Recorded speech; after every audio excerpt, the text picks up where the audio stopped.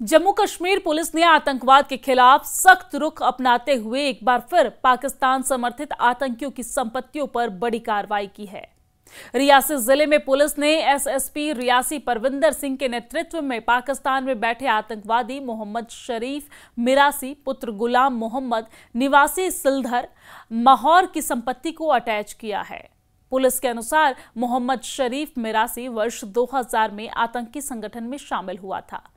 वर्ष 2010 में वो पाकिस्तान चला गया था, जहां उसने हथियारों की खरीद और आतंकी प्रशिक्षण प्राप्त किया ताकि भारत के खिलाफ युद्ध छेड़ सके।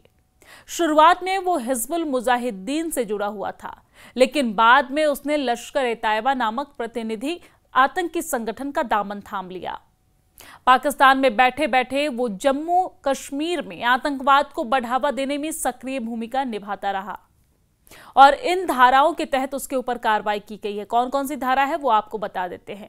इस कार्रवाई के तहत सिलधर माहौर में खसरा नंबर 138 और 150 में आने वाली 3 कनाल और 6 मरले जमीन को जब्त किया गया है। यह कार्रवाई गैर कानूनी गतिविधियां निवारण अधिनियम यानी कि यूएपीए की धारा 25 के तहत की गई है।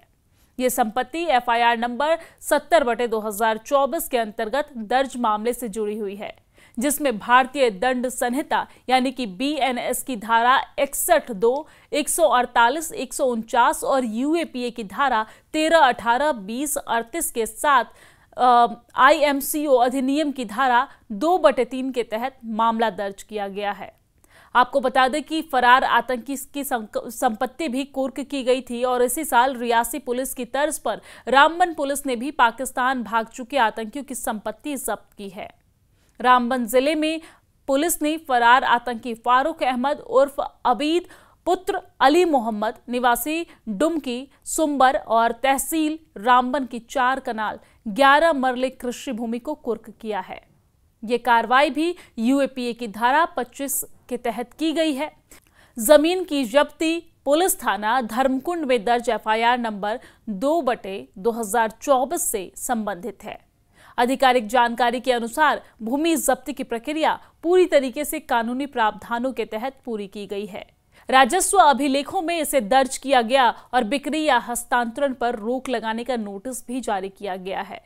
कार्रवाई कार्यकारी मजिस्ट्रेट और अन्य सरकारी अधिकारियों की मौजूदगी में की गई है।